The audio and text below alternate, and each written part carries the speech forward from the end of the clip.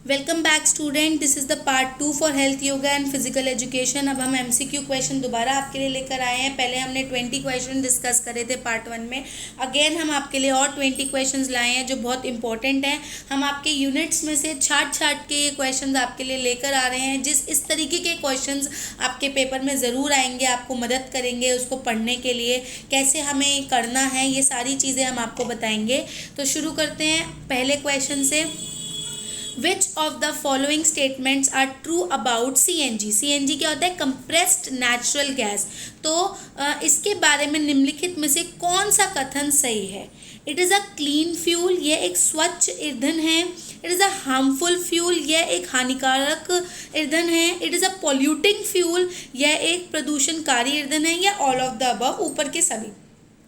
तो हमें पता होगा सीएनजी जो होता है वो कंप्रेस्ड नेचुरल गैस है, तो ये एक साफ स्वच्छ फ्यूल होता है। तो इसका आंसर क्या होगा? It is a clean fuel. Move on to next question student. Which of the following is a water borne disease? इनमें से कौन सी ऐसी बीमारी है जो जल जनित बीमारी है? ठीक है, वाटर बोर्न डिजीज है। पहला फीवर बुखार, दूसरा क्लोरा हैजा, तीसरा दस्त डायरिया, या चौथा बोथ BNC। तो अगर हमने अच्छे से अपने वाटर बॉर्न डिजीज़ के बारे में पढ़ा है जो हमें पानी से होती हैं, तो वो होती है हमारे को कॉलेरा और डायरिया, हैजा और दस्त। तो इसका आंसर होगा बोथ BNC पार्ट।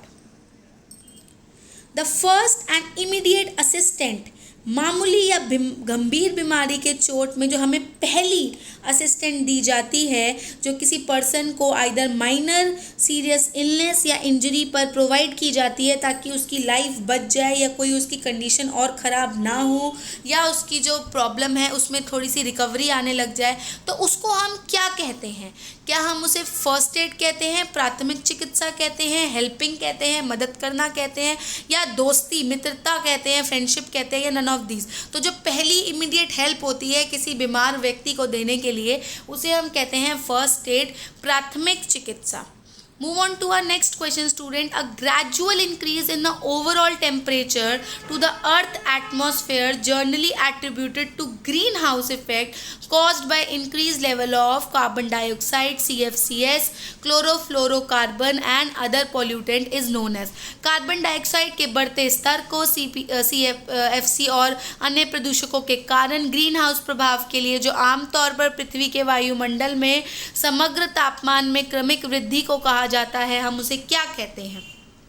क्या हम उसे प्रदूषण कहते हैं, पॉल्यूशन, या हम उसे कहते हैं green house effect, green house का प्रभाव, या हम उसे संतुलित आहार कहते हैं, बैलेंस्ड डाइट, या हम उसे कहते हैं एयर पॉल्यूशन, वायु प्रदूषण?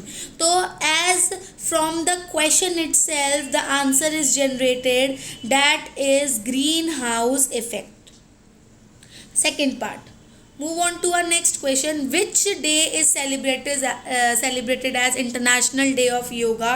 योगा का अंतर्राष्ट्रीय दिवस किस दिन मनाया जाता है? कौन सा ऐसा दिन होता है जिस दिन योगा को बहुत ज़्यादा इंटरनेशनल वे में इम्पोर्टेंस दी जाती है, उसका प्रॉपर एक डे बनाया जाता है?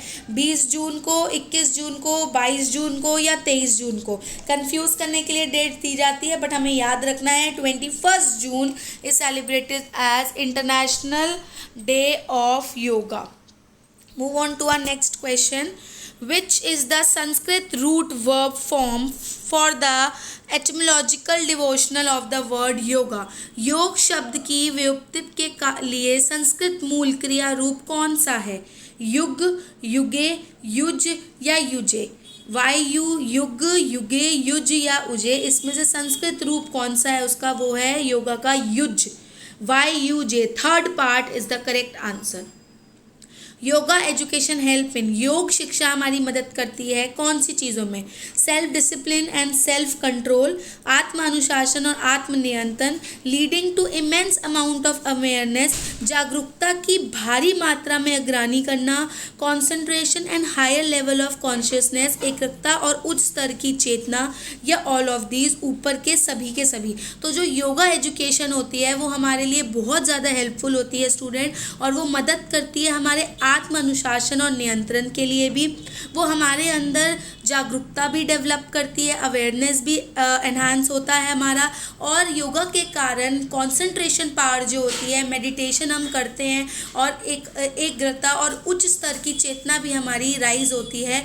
तो इसका जो ऑप्शन होगा स्टूडेंट वो होगा ऑल ऑफ दीज, सारे के सारे योगा एजुकेशन के अंदर आते हैं। योग शिक्षा मदद करता है।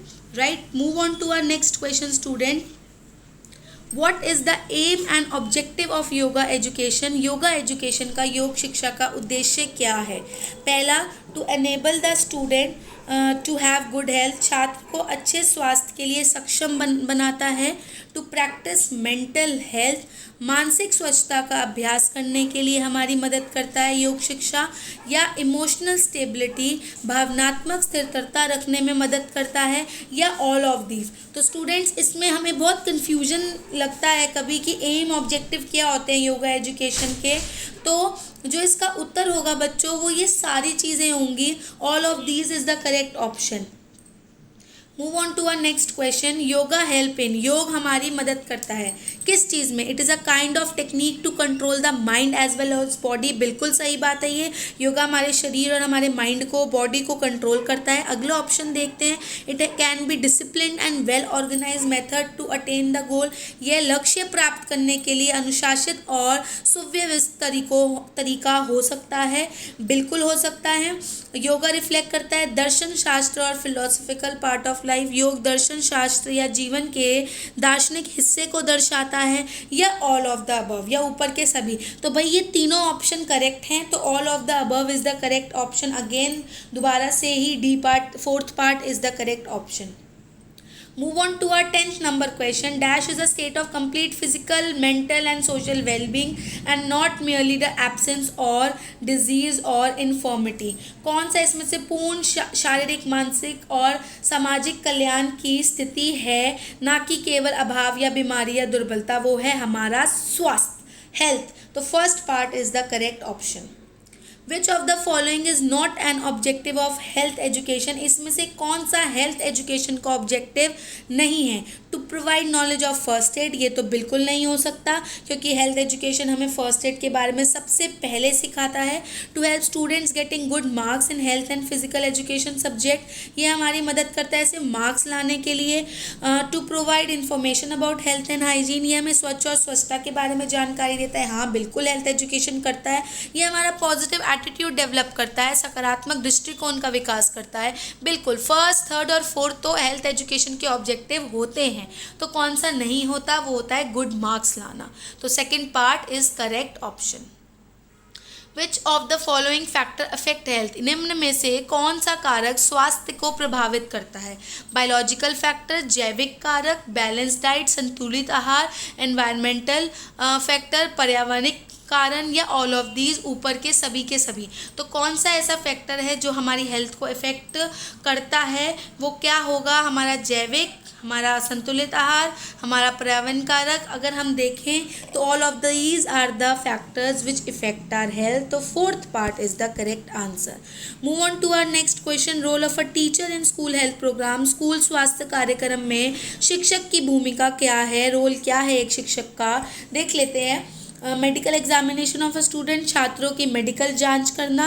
To health seminar and health education, बिल्कुल ये भी होता है। स्वास्थ्य शिक्षा आयोजित करने के लिए सारी चीज़ों को मेंटेन करना, रिकॉर्ड मेंटेन करना, इंस्पेक्शन करना, स्टूडेंट्स का, छात्रों के स्वास्थ्य संरक्षण का रिकॉर्ड बनाए रखना, या ऑल ऑफ दीज। तो ये सारे के सारे ही रोल ऑफ अ टीचर में आते हैं। तो fourth all of these is the correct answer. Move on to our next question student. What are the symptom of third degree burn? Third degree burn के लक्षण क्या है? चार्ट स्किन या no pain, chart skin या pen, blister and pen, या red and pen. तो third degree burn जो होता है उसका जो सिम्टम होता है वो होता है चमड़ी कोई दर्द नहीं होना, charred skin, no pain. First is the correct answer. Move on to our next question. What is the first thing you should do for severe bleeding? गंभीर जो ब्लीडिंग हो रही है उसके लिए आप सबसे पहले क्या करेंगे? Put the victim in recovery position period को वसूली की स्थिति में रख लेंगे हम, सही हम एक स्थिति में रख लेंगे। Directed pressure with clean cloth और हैंड, कपड़े या हाथ से निर्देशित दबाव बनाए रखेंगे। कवर विद क्लीन क्लॉथ, हम साफ कपड़े से ढक देंगे या ऑक्सीजन देंगे, गिव ऑक्सीजन। ठीक है, तो अगर हम ध्यान से सोचेंगे तो हम सबसे पहले खून रोकने के लिए पूरे प्रेशर के साथ साफ कपड़ा हाथ पे रख देंगे, ताकि जो भी जगह से हमारा खून आ रहा है वो ना निकले। ठीक है, हाथ भी हो सकता है, पैर भी हो सकता है, बट साफ कपड़ा रख देंगे तो किसी ना किसी तरीके से खून थोड़ा कम हो जाएगा। तो B part, second part is the correct answer. Which of the item mention below can cause a shock, नीचे बताई गई कौन सी वस्तु झटका लग सकता है हमें। A short period of unconsciousness, fainting, बेहोशी की एक छोटी अवधि, अ हार्ट अटैक, दिल का दौरा, अ फीलिंग ऑफ नौसिया, मतली की भावना, या नन ऑफ दीज, इनमें से कोई भी नहीं। तो कौन सा ऐसा आइटम है जिसकी वजह से हमें शॉक लग सकता है, वो है एक हार्ट अटैक, दिल का दौरा। Next, what do you do for a shock, आप क्या करेंगे झटके के लिए, आप क्या कर सकते हैं। Give the patient something to drink, रोगी को कुछ पीने के लिए दे दे। लेट द पेशेंट स्लीप, रोगी को सोने दे। Give nothing to drink, reassure the patient and seek medical assistant, या नन ऑफ दीज। तो हम करेंगे कि हम उसे अभी कुछ भी ना दें, हम उसके रोगी को उसके सब कॉन्शियस होने दें, उसको मतलब होश में आने दें, और फटाफट से मेडिकल असिस्टेंट भी प्रोवाइड करें, चिकित्सा सहायता के लिए हम उसे लेकर जाएं। तो third part is the correct answer. Move on to our next question. What do you for a small cut, अगर छोटा सा कट पड़ जाए तो आप क्या करेंगे। Wash with soap and water, cover with a sterilise bandage, या only covered with sterilise bandage, या clean the wound with cotton wool, या all of the above. Cotton wool नहीं लगानी चाहिए, सिर्फ हमें बैंडेज भी नहीं लगानी चाहिए, हमें उसको धोना चाहिए और फिर उसको स्टेरिलाइज बैंडेज से कवर करना चाहिए। तो फर्स्ट जो है वो सही आंसर है, स्मॉल कट के लिए हम ये कर सकते हैं। Next, what is included in CPR procedure, CPR की प्रक्रिया में क्या शामिल होता है। रेस्क्यू ब्रीदिंग, सिर्फ सांस लेने में ही बचाव होता है। चेस्ट को कंप्रेस करना, केवल छाती का स्पीडीपन उसको दबा के रखना, या ब्रीदिंग के लिए रेस्क्यू करना, चेस्ट को कंप्रेशन भी करना, और या ऑल ऑफ द अबव। तो थर्ड पार्ट जो है वो सही आंसर है इसका।